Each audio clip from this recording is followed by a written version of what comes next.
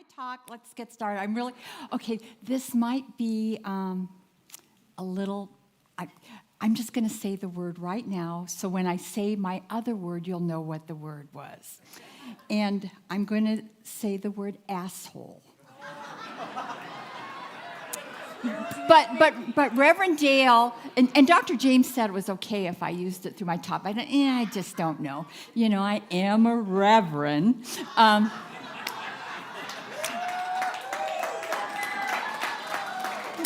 The irreverent reverend. So Reverend Dale gave me another word. She said, ashholy. So I'm going to be referring to ashholies today. All right? So if you read my blog, you kind of know where I'm going today. And as Dr. Dale. Yep, I'm already projecting into the future. As Reverend Dale told you about our vision statement, love only, forgive everything, and remember who you are. And I find it odd. I think remember who you are should be the first one, okay? Just because if you really get who you are, the love only and forgive everything would be so much easier. Okay, we really don't remember. Just like the song, Alicia, I picked that song because we've got, you got to be you. You got to be you. You can't be who your mom said you should be, your dad said who you should be. And there's something within you that's always been pushing you to remember who you are. There's always something, but just, we get those messages in our subconscious mind. Oh, you've got to be this way to be accepted. You've got to do it this way. You've got to go to school. You've got to go to college. Okay, what a bunch of BS in the sense that, I didn't say the word, because I didn't go to college. I went to a trade school, court reporting school. And so, there was something. I remember when I was in high school and all my friends were going, I graduated. We were the class of 69, and I graduated from Simi Valley High.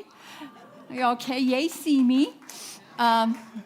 Anyway, I graduated there, and a bunch of my friends, I was always in the AP classes, but I had, I wasn't a party girl. And I knew all my friends were going off to college to party. And I thought, what a waste. There's something else I'm supposed to do. I don't know what it is.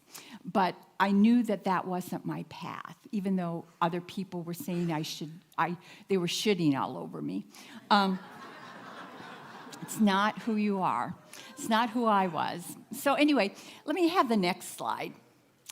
I believe in God, but not as one thing. Not as an old man in the sky.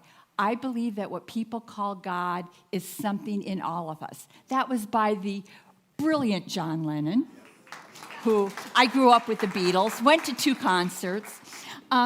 Anyway, but there was always something within me that I've always been kind of a little rebel, but not like in a way. It just kind of, that's not for me kind of way.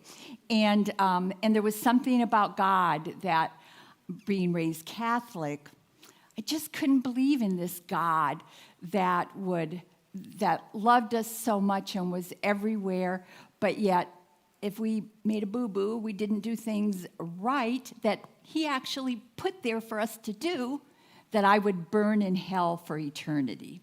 And that came really clear to me when I always had that feeling, but when my son was born, I've shared this before because I didn't want kids, and they put Ryan in my arms, I started crying and said, thank you, God, for being smarter than me, letting me get pregnant. And I loved him instantaneously.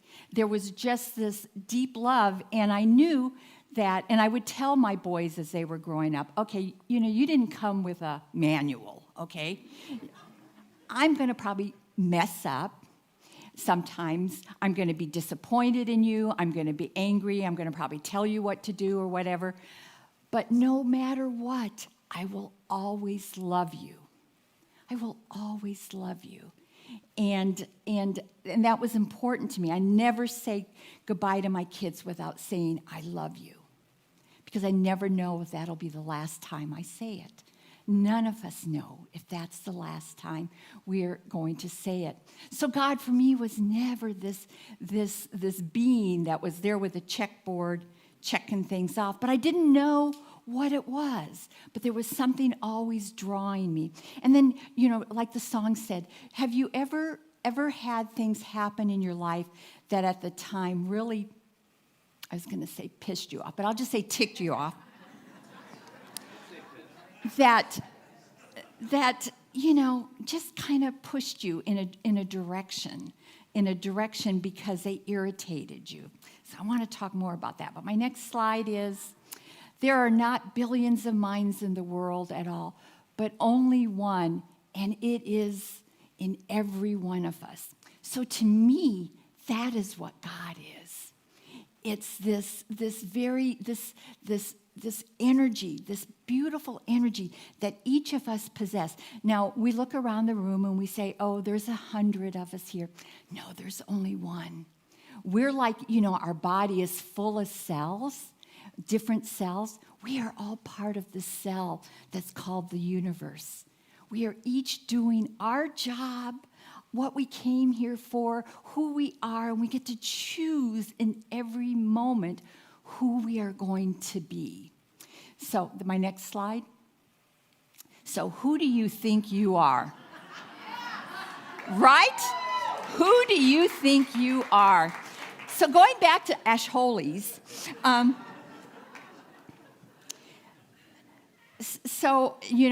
I first started my career, I started in banking. I worked for Bank of America for a while, worked in the loan department, and then I went to San Diego Trust and Savings, and I was in charge of the loan department. And I really enjoyed banking. I really liked it until one day we got an Ash Holy.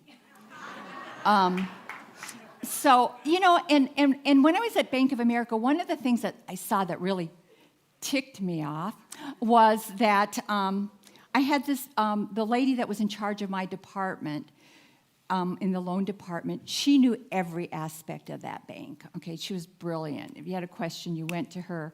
And I remember one day they brought this young guy right out of high school that they were going to put into the higher level, and she's training him. And I'm like, seriously? Why aren't you putting her in that position where she friggin' knows everything? Okay, but no, this young little guy, because he's got a degree, he's going to be put into that position. So that ticked me off, but that wasn't why I left Bank of America. Anyway, that's a whole other story sometime. Then I was going to take the summer off, and I just always worked since I was 16 years old. I just don't know what to do with myself if I'm not doing something. So I got a job, and I was put in charge of the loan department, processing the loans at San Diego Trust and Savings. And like I said, the Ash Holy came. And what happened, I loved the branch manager that was there before and the assistant. They brought this guy in who had been a principal in a high school, but just happened to be the son-in-law or brother-in-law of some bigwig in the main office. This guy knew nothing about banking, but he'd walk around like, how's everything going? And then, I think I shared with you how he got mad at. Oh, and then I'd go and I'd ask him, how do you? I have this thing here I need to take care of. How should I handle it? Or who should I call to ask? He said, oh, I know how to do it, and he'd tell me, and I go, really? And he'd go, just do it the way I'm telling you. I go, okay, and I knew it was wrong. Of course, I would do it that way. It would come back all wrong, and it'd take me twice as long to have to redo it. But the thing that really ticked me off was the day he told me to stop laughing. And the bank wasn't open. I think I shared this before. And my assistant, our typewriters face each other, and we're typing up some stuff. And she would go, and I was laughing, and he said, let's keep it down here. And I go, yeah. And we kept talking, because the bank wasn't open yet. And then he came back and said, didn't I tell you to shut up? And I go, okay. And that was it, boy. That switch went off. And then so this awful thing, a job that I loved, pushed me into saying, I'm not going to let some stupid person tell me what to do all the time when I know they're stupid. I am going to, and I remembered a girlfriend of mine that I went to high school with in Simi Valley, who became a court reporter. And I said, I'm going to look into that. And so I said, and I'm someday going to have my own business, and I am going to treat people the way I want to be treated. Okay, the way I want to be treated. Because I'm telling you, if you're sweeping the floor, you're the janitor, you're just as important as the president of a business. Because without each person doing what they came here to do and doing it well, as an owner of a business, you look bad. So you want to be grateful for every person and everything that they do, because it is a reflection on your business. So that guy being an Ashholy pushed me into this whole career of being a court reporter, opening the first court reporting agency in the desert. And then people told me that, oh, you can't do that. Nobody's going to support a court reporting office, And these poor attorneys were driving in from L.A. I was in court at the time, and we would have, luckily it wasn't as busy then as it is now, and we would go and do depositions for the attorneys. The attorneys would get here. If there wasn't a court reporter, he'd drive back to LA. So anyway, so we knew, and it was successful and stuff. But who do you think you are? And so the next slide, please. Every person you meet, whether you know him or not, is God visiting you in physical form. So see that, Ashholy? So when I was writing my blog this week, I'm like thinking, about this. And I said, okay, how do you forgive friggin' everything and love only when you've got Ashholys in your life? Or just crappy situations, nothing that you really, did I call this forth? Why did I do this? And what I realized is even those Ashholys are God. Oh, God, that's not how I pictured God. But what came to me was they're here, and they're playing their part perfectly. And that's why we love them. Because, now wait a minute, I hear you. Why do we love them? Because they're stirring something within us that's making us, what is there for me to know here? What is it? They're a part of me. How they're getting my attention for something. Not to be angry, because here's the thing. This is what I learned from Ho'oponopono. If you see it, it's within you. So there's something within me that needs to be healed, or something within me that I need to pay attention to. And I need to be about love. I need to, what is it that's trying to awaken me? That's what I call a spiritual bitch slap. All right? You just got spiritually bitch slapped. And so if you really think about it, okay, why is this Ashholy irritating me? Well, the Ashholys in my life really made me go in a different path. And of course, as soon as I turned in my resignation for court reporting school, the higher-ups called and said, Laura, we'd like to put you in the lending program. We'd now like to make you in lending, And I had to stop and think for a moment, and I thought, no, because I'm going to be dealing with Ashholys all the time, and I'm not going to like that. So I said, thank you very much for the generous offer, but I'm going on to court reporting school. And so think of things in your life. Sometimes maybe you're going somewhere and there's a lot of traffic, or something happens where you can't leave on time and you're worried you're not going to be there. Maybe you missed an accident. Maybe that higher self of you is putting you in a position. My son Ryan, who does computer work, he deals with a wonderful lady, and she's very religious, and she taught him, and we kind of got in this debate this week, not a debate, but a discussion about God. And so still believe in this one God, this God. And I said, can you imagine having the job of God? one person having to keep track of just us. I mean, come on, people. Wake up to knowing that that divinity is within you. You have that power, that intelligence. Listen to your intuition. When something tells you, go here, do this, do that, listen, there is a reason. That is the divinity that is within you, guiding you. If something awful happens, say, okay, what is mine to learn here? What is it that I'm not paying attention to? And I've shared with you that I've always talked to Big Laura, not really understanding that really that was my divinity. I just thought there's this Big Laura putting things in my way or opening doors for me. But it is true. And we have this wonderful energy.